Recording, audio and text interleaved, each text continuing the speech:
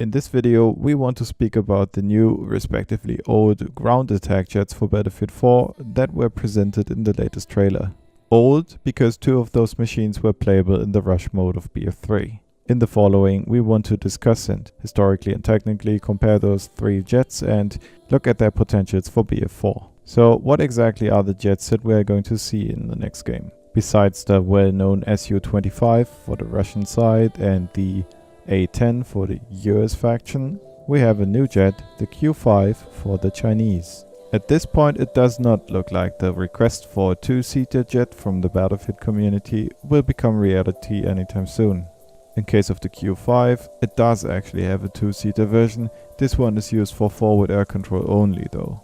Same thing applies to the Su-25. It also has a two-seater version in existence. This is a training plane only though.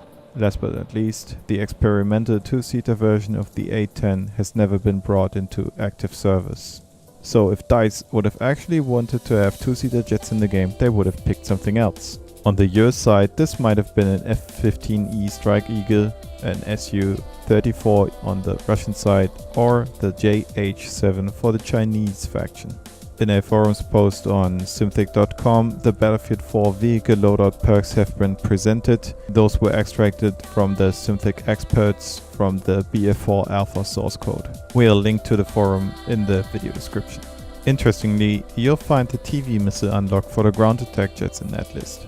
Since there are most likely not going to be any two-seater jets in the vanilla version of BF4, you might ask yourself what to make out of this information. After talking to Dark10 from Team Symthic, we found out that all those perks that have been listed in the forum might still be subject to change for the final version of BF4. We find it kind of hard to believe that this unlock is actually going to make it in the game, because with every shot the jet would fly in a straight line for several seconds would make him extremely vulnerable. As I said, hard to imagine. Now let's just take a quick look at the jets that are actually in the game. What all those jets have in common is that one can date back their first flight, respectively their commissioning, to the 1970s. Over the time they have been upgraded and modernized way differently though. The oldest of this group is the Nanchang Q5. Its first flight was in 1965, the commissioning started at 1970, and the production has been stopped since 2012. While the Q-5 has been put out of service with the Pakistani Air Force at 2011, it is still in active service with the Chinese Air Force, who has roughly 1,000 of those. About 1 dozen of those have been configured so they can carry nuclear weapons. Because of the lack of modern computer systems, the Q-5 at this point still has to be piloted with map, compass and stopwatch. The same thing goes for the fire control systems, which can only be described as outdated. So, besides its main cannon with a caliber of 2x23mm with 800 rounds per minute maximum, it can only carry unguided rockets with calibers between 57 and 130mm. Moreover, unguided bombs and IR short-range missiles can be carried. When comparing with the Q-5, the American A-10 is relatively modern, first flight in '72 and commissioned in '76. Originally, the A-10 was planned to destroy Russian tank armies in the 80s in Western Germany. During Operation Firestorm, it achieved quite a remarkable service record, destroying over 1,200 enemy tanks and 2,000 military vehicles or artillery pieces, while losing only 5 of their own jets. During the Third Gulf War, roughly 60 A-10s have been in service, only 1 of them was lost.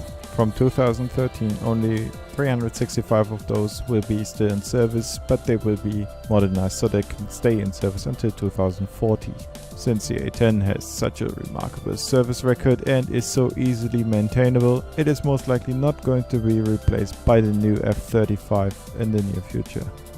Besides its 30mm main gun with up to 4,200 rounds per minute, the A-10 can also carry a variety of guided weapons. One could name the laser and or satellite guided JDAM systems and the all-famous Maverick missile.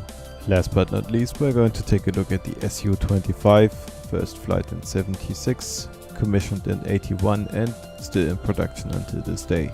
During the 9 years of the Afghanistan war, only 22 of those machines had been lost, where it overall proved to be extremely efficient and easily maintainable.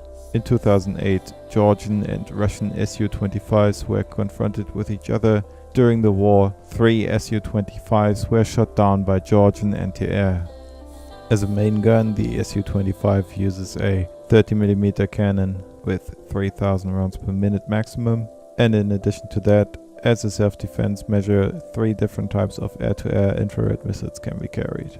Moreover, cruise missiles with a range of 40 to 60 kilometers and a warhead of over 150 kilos can be carried.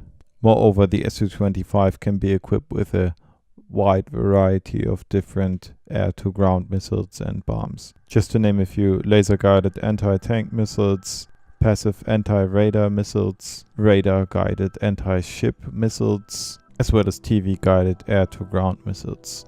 Of course, the Su-25 can also be equipped with unguided bombs of all different sizes and unguided rockets with different calibers between 57 and 340 millimeters. So, if you're still interested in more and more detailed information on those jets, we can offer you to upload mission plays from DCS to Digital Combat Simulator.